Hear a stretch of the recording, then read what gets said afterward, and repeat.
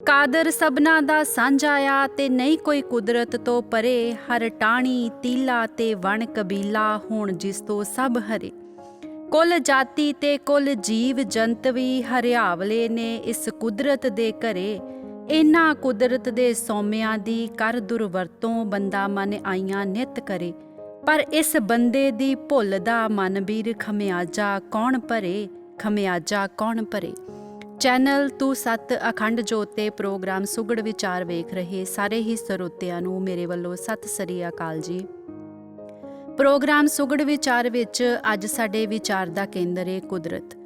ਅਸੀਂ ਮਨੁੱਖ ਧਰਤ ਦੇ ਇੱਕ ਨਿੱਕੇ ਜਿਹੇ ਟੁਕੜੇ ਦੀ ਵਸੀਅਤ ਆਪਣੇ ਨਾਮੇ ਕਰਵਾ ਜਦੋਂ ਉਸ ਜ਼ਮੀਨ ਦੇ ਟੁਕੜੇ ਤੇ ਮਕਾਨ ਦੀ ਉਸਾਰੀ ਕਰਵਾਉਂਦੇ ਹਾਂ ਤਾਂ ਬੜੀ ਹੀ ਸੁਚੇਤਗੀ ਨਾਲ ਜੀਵਨ ਭਰ ਉਸ ਮਕਾਨ ਦੀ ਦੇਖਭਾਲ ਕਰਦੇ ਹਾਂ ਤੇ ਘਰ ਦੇ ਕਿਸੇ ਵੀ ਕੋਨੇ ਵਿੱਚ ਜੇ ਸਾਨੂੰ ਕਿਧਰੇ ਕੋਈ ਨੁਕਸਾਨ ਹੁੰਦਾ ਨਜ਼ਰੀ ਆਵੇ ਤਾਂ ਤੁਰੰਤ ਉਹਦੀ ਰਿਪੇਅਰ ਵੱਲ ਧਿਆਨ ਦਿੰਦੇ ਹਾਂ, ਕਿਉਂਕਿ ਘਰ ਨੂੰ ਅਸੀਂ ਆਪਣੀ ਨਿੱਜੀ ਪ੍ਰਾਪਰਟੀ ਮੰਨਦੇ ਹਾਂ।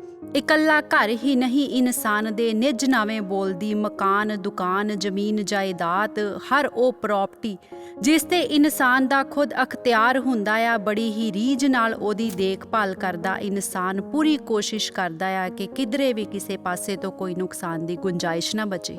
ਪਰ ਜਿਨ੍ਹਾਂ ਜ਼ਮੀਨ ਦੇ ਚੰਦ ਟੁਕੜਿਆਂ ਨੂੰ ਇਨਸਾਨ ਆਪਣੀ ਖੁਦ ਦੀ ਪ੍ਰਾਪਰਟੀ ਕਹਿੰਦਾ ਆ, ਉਹ ਇਨਸਾਨ ਦੀ ਪ੍ਰਾਪਰਟੀ ਤੋਂ ਪਹਿਲਾਂ ਉਸ ਕੁਦਰਤ ਦੀ ਪ੍ਰਾਪਰਟੀ ਆ ਜੋ ਕੁਦਰਤ ਸਭ ਦੀ ਸਾਂਝੀ ਆ। ਤੇ ਸਾਂਝੀ ਕੁਦਰਤ ਨੇ ਆਪਣੀ ਸਾਂਝੀ ਪ੍ਰਾਪਰਟੀ ਵਿੱਚੋਂ ਇਸ ਧਰਤ ਤੇ ਜਨ ਜੀਵਨ ਨੂੰ ਜਿੰਦਾ ਰੱਖਣ ਲਈ ਜਿਸ ਹਵਾ ਦੀ ਪੂਰੇ ਜਨ ਜੀਵਨ ਨੂੰ ਜ਼ਰੂਰਤ ਆ, ਸਾਹ ਲੈਣ ਲਈ ਉਹ ਹਵਾ ਸਾਂਝੇ ਰੂਪ ਵਿੱਚ ਸਾਨੂੰ ਦਿੱਤੀ। ਤੇ ਜੀਵਨ ਦੀ ਹੋਂਦ ਨੂੰ ਕਾਇਮ ਰੱਖਣ ਦੇ ਲਈ ਜਿਸ ਪਾਣੀ ਤੇ ਰੌਸ਼ਨੀ ਦੀ ਸਾਨੂੰ ਜ਼ਰੂਰਤ ਆ, ਸੂਰਜ ਦੇ ਰੂਪ ਵਿੱਚ ਉਹ ਰੌਸ਼ਨੀ ਤੇ ਪਾਣੀ ਵੀ ਸਾਂਝੇ ਰੂਪ ਵਿੱਚ ਹੀ ਸਾਨੂੰ ਕੁਦਰਤ ਨੇ ਬਖਸ਼ਿਆ। ਜਦ ਕੁਦਰਤ ਨੇ ਇੰਨਾ ਕੁਝ ਬਿਨਾਂ ਕਿਸੇ ਵਿਤਕਰੇ ਦੇ ਸਾਂਝੇ ਰੂਪ ਵਿੱਚ ਸਾਨੂੰ ਇਨਸਾਨਾਂ ਨੂੰ ਦਿੱਤਾ ਤੇ ਫਿਰ ਕਿਉਂ ਅਸੀਂ ਇਨਸਾਨ ਸਿਰਫ ਤੇ ਸਿਰਫ ਕੁਦਰਤ ਦੇ ਉਸੇ ਹੀ ਹਿੱਸੇ ਦੀ ਦੇਖਭਾਲ ਕਰਦੇ ਹਾਂ ਜਿਸ ਦੀ ਵਸੀਅਤ ਸਾਡੇ ਨਾਮੇ ਬੋਲਦੀ ਹੋਵੇ।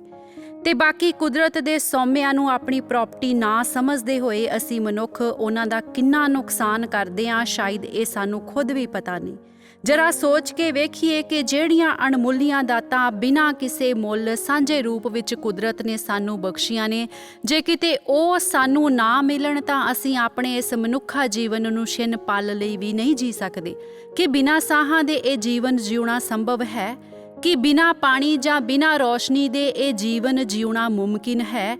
ਤੇ ਫਿਰ ਸਿਰਫ ਜ਼ਮੀਨ ਦੇ ਸੀਮਤ ਚੰਦ ਟੁਕੜੇ ਹੀ ਸਾਡੀ ਪ੍ਰਾਪਰਟੀ ਕਿਵੇਂ ਹੋਏ? ਫਿਰ ਤਾਂ ਇਹ ਪੂਰੀ ਕੁਦਰਤ ਹੀ ਸਾਡੀ ਨਿੱਜੀ ਪ੍ਰਾਪਰਟੀ ਆ, ਜਿਸ ਕੁਦਰਤ ਦੇ ਕੁਦਰਤੀ ਸੋਮਿਆਂ ਤੋਂ ਬਿਨਾਂ ਸਾਡਾ ਮਨੁੱਖਾਂ ਦਾ ਇਹ ਜੀਵਨ ਹੀ ਸੰਭਵ ਨਹੀਂ। ਇਸ ਲਈ ਸਾਂਝੀ ਕੁਦਰਤ ਦੇ ਸਾਂਝੇ ਸੋਮਿਆਂ ਦੀ ਦੇਖਭਾਲ ਕਰਨ ਤੇ ਇਹਨਾਂ ਨੂੰ ਬਚਾ ਕੇ ਇਸ ਮਨੁੱਖਾ ਜੀਵਨ ਦੀ ਹੋਂਦ ਨੂੰ ਕਾਇਮ ਰੱਖਣ ਲਈ ਸਾਡਾ ਸਭ ਦਾ ਸਾਂਝੇ ਤੌਰ ਤੇ ਇੱਕ ਫਰਜ਼ ਬਣਦਾ ਆ ਕਿ ਜਿੰਨੀ ਕੁਦਰਤ ਦੀ ਪ੍ਰਾਪਰਟੀ ਨੂੰ ਅਸੀਂ ਲੋਕਾਂ ਨੇ ਜ਼ਮੀਨ ਜਾਂ ਮਕਾਨ, ਦੁਕਾਨ ਦੇ ਰੂਪ ਵਿੱਚ ਸਾਂਭਿਆ ਹੋਇਆ ਆ, ਜਿਸ ਦੀ ਦੇਖਭਾਲ ਅਸੀਂ ਬੜੀ ਰੀਝ ਨਾਲ ਕਰਦੇ ਹਾਂ, ਕੋਸ਼ਿਸ਼ ਕਰੀਏ ਓਨੀ ਕੋ ਜ਼ਮੀਨ ਦੇ ਨਾਲ ਉਹਨਾਂ ਕੋ ਅਸਮਾਨ ਤੇ ਓਨੇ ਕੋ ਚੌਗਿਰਦੇ ਨੂੰ ਵੀ ਸੰਭਾਲਣ ਦੀ। ਤੇ ਇਹ ਤਾਂ ਹੀ ਹੋ ਸਕਦਾ ਹੈ ਜੇ ਅਸੀਂ ਆਪਣੇ ਘਰਾਂ ਦੇ ਵਿੱਚ ਹਵਾ ਨੂੰ ਸ਼ੁੱਧ ਕਰਨ ਦੇ ਲਈ ਰੁੱਖ ਲਗਵਾਵਾਂਗੇ, ਜ਼ਮੀਨ ਥੱਲਿਓਂ ਬੇਲੋੜਾ ਪਾਣੀ ਕੱਢਣ ਤੋਂ ਵੀ ਗੁਰੇਜ਼ ਕਰਾਂਗੇ। ਕਿਉਂਕਿ ਜ਼ਮੀਨ ਥੱਲਿਓਂ ਦਿਨ ਬਾ ਦਿਨ ਪਾਣੀ ਦਾ ਪੱਧਰ ਘਟਣਾ, ਦਰਿਆਵਾਂ ਵਿੱਚ ਜਿੱਥੇ ਪਹਿਲਾਂ ਪਾਣੀ ਲਹਿਰਾਂ ਦੇ ਰੂਪ ਵਿੱਚ ਵਹਿੰਦਾ ਸੀ, ਅੱਜ ਉੱਥੇ ਸੋਕੇ ਦਾ ਦਿਖਾਈ ਦੇਣਾ। ਪਰ ਇਸ ਦੇ ਉਲਟ ਨਾਲਿਆਂ ਤੇ ਛੱਪੜਾਂ ਦੇ ਵਿੱਚ ਗੰਧਲੇ ਪਾਣੀ ਦਾ ਪੱਧਰ ਵਧਣਾ ਇਸ ਗੱਲ ਨੂੰ ਸਿੱਧ ਕਰਦਾ ਏ ਕਿ ਅਸੀਂ ਇਨਸਾਨ ਕੁਦਰਤ ਦੇ ਅਣਮੁੱਲੇ ਸੋਮੇ ਪਾਣੀ ਦੀ ਕਿੰਨੀ ਦੁਰਵਰਤੋਂ ਕਰਦੇ ਹਾਂ। ਪਹਿਲਾਂ ਖੂਹਾਂ, ਨਲਕਿਆਂ ਦੁਆਰਾ ਜ਼ਰੂਰਤ ਅਨੁਸਾਰ ਪਾਣੀ ਕੱਢਿਆ ਜਾਂਦਾ ਤੇ ਵਰਤਿਆ ਜਾਂਦਾ ਸੀ, ਪਰ ਅੱਜ ਇਲੈਕਟ੍ਰੋਨਿਕ ਮੋਟਰਾਂ ਨਾਲ ਬਿਨਾਂ ਮਿਹਨਤ ਕੀਤੇ ਇੱਕ ਬਟਨ ਦਬਾ ਕੇ ਜ਼ਰੂਰਤ ਤੋਂ ਵੱਧ ਪਾਣੀ ਵਰਤਣ ਦੀ ਆਦਤ ਨੇ ਸਾਫ਼ ਸੁਥਰੇ ਧਰਤੀ ਹੇਠਲੇ ਪਾਣੀ ਨੂੰ ਬਾਹਰ ਕੱਢ ਗੰਦਲੇ ਛੱਪੜਾਂ ਦਾ ਹਿੱਸਾ ਬਣਾ ਦਿੱਤਾ।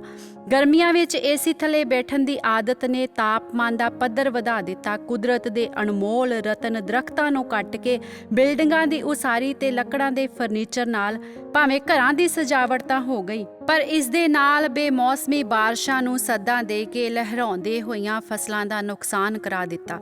ਤੇ ਇਸੇ ਹੀ ਵਧਦੇ ਹੋਏ ਤਾਪਮਾਨ ਤੇ ਹਾਨੀਕਾਰਕ ਗੈਸਾਂ ਨੇ ਜੀਵ ਜੰਤੂਆਂ ਦੀਆਂ ਕਿੰਨੀਆਂ ਪ੍ਰਜਾਤੀਆਂ ਨੂੰ ਇਸ ਕੁਦਰਤ 'ਚੋਂ ਅਲੋਪ ਹੀ ਕਰ ਦਿੱਤਾ। ਅਤੇ ਇਹ ਨੁਕਸਾਨ ਕਿਸੇ ਹੋਰ ਪ੍ਰਜਾਤੀ ਵੱਲੋਂ ਨਹੀਂ ਬਲਕਿ ਮਨੁੱਖ ਦੁਆਰਾ ਹੀ ਸਹੇੜਿਆ ਗਿਆ ਆ। ਤੇ ਜੇ ਇਸੇ ਹੀ ਤਰ੍ਹਾਂ ਰੁੱਖਾਂ ਦੀ ਕਟਾਈ ਹੁੰਦੀ ਰਹੀ ਤੇ ਰੁੱਖ ਲਗਾ ਕੇ ਕੁਦਰਤ ਦੇ ਇਸ ਨੁਕਸਾਨ ਦੀ ਭਰਪਾਈ ਨਾ ਕੀਤੀ, ਹਵਾ ਨੂੰ ਪਿਉਰੀਫਾਈ ਕਰਨ ਵਾਲੇ ਰੁੱਖ ਨਾ ਲਗਾਏ, ਤਾਂ ਹੋ ਸਕਦਾ ਆ ਅਲੋਪ ਹੁੰਦੀ ਹੁੰਦੀ ਮਨੁੱਖ ਜਾਤੀ ਵੀ ਇੱਕ ਦਿਨ ਇਸ ਕੁਦਰਤ 'ਚੋਂ ਅਲੋਪ ਹੋ ਜਾਵੇ, ਜਾਂ ਆਉਣ ਵਾਲੀਆਂ ਮਨੁੱਖੀ ਨਸਲਾਂ ਨੂੰ ਕੋਈ ਭਿਅੰਕਰ ਖਾਮਿਆਜ਼ਾ ਭੁਗਤਣਾ ਪਵੇ। ਕਿਉਂਕਿ ਕੁਦਰਤ ਤਾਂ ਮਨੁੱਖ ਤੋਂ ਬਿਨਾਂ ਜੀਵਤ ਰਹਿ ਸਕਦੀ ਆ, ਪਰ ਮਨੁੱਖ ਕੁਦਰਤ ਤੋਂ ਬਿਨਾਂ ਜੀਵਤ ਨਹੀਂ ਰਹਿ ਸਕਦਾ।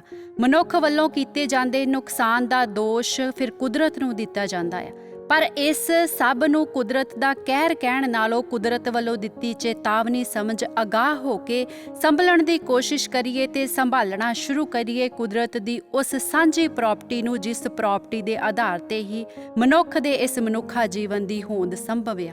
ਤੇ ਅੱਜ ਦੇ ਇਸ ਸੁਗੜ ਵਿਚਾਰ ਤੋਂ ਇੱਕ ਸਮਝ ਨੂੰ, ਇੱਕ ਸਿੱਖਿਆ ਨੂੰ ਅਸੀਂ ਸਾਰੇ ਹੀ ਆਪਣੇ ਜੀਵਨ ਵਿੱਚ ਸਮਝਣ ਦੀ ਕੋਸ਼ਿਸ਼ ਕਰੀਏ ਕਿ ਉਸ ਕਾਦਰ ਮੂਲ ਮਾਲਕ ਸਤਿ ਸ੍ਰੀ ਅਕਾਲ ਪੁਰਖ ਪਿਤਾ ਜੀ ਨੇ ਬਖਸ਼ਿਸ਼ ਕਰ ਕੁਦਰਤ ਦੀ ਝੋਲੀ ਵਿੱਚ ਜਿਨ੍ਹਾਂ ਅਣਮੁੱਲੇ ਕੁਦਰਤੀ ਸੋਮਿਆਂ ਨੂੰ ਪਾ ਕੇ ਸਾਡੇ ਮਨੁੱਖਾਂ ਦੀ ਮਨੁੱਖੀ ਹੋਂਦ ਨੂੰ ਕਾਇਮ ਰੱਖਣ ਲਈ ਸਾਂਝੇ ਤੌਰ ਤੇ ਉਹ ਕੁਦਰਤੀ ਸੋਮੇ ਸਾਡੇ ਤੱਕ ਪਹੁੰਚਦਾ ਕੀਤੇ ਨੇ, ਅਸੀਂ ਵੀ ਸਾਂਝੇ ਤੌਰ ਤੇ ਆਪਣਾ ਫਰਜ਼ ਸਮਝ ਵਾਤਾਵਰਨ ਨੂੰ ਸਾਫ਼ ਰੱਖਣ ਤੇ ਕੁਦਰਤੀ ਸੋਮਿਆਂ ਨੂੰ ਬਚਾਉਣ ਲਈ ਜੋ ਯੋਗਦਾਨ ਪਾ ਸਕਦੇ ਹਾਂ, ਉਹਨਾਂ ਕੋ ਹੀ ਰਿਟਰਨ ਵਿੱਚ ਕੁਦਰਤ ਲਈ ਜ਼ਰੂਰ ਕੁਝ ਕਰੀਏ, ਤਾਂ ਜੋ ਕਾਦਰ ਤੇ ਕੁਦਰਤ ਦੀ ਅਸੀਸ ਲੈਣ ਦੇ ਅਸੀਂ ਪਾਤਰ ਬਣ ਸਕੀਏ। ਸਤਿ ਸ੍ਰੀ ਅਕਾਲ ਜੀ।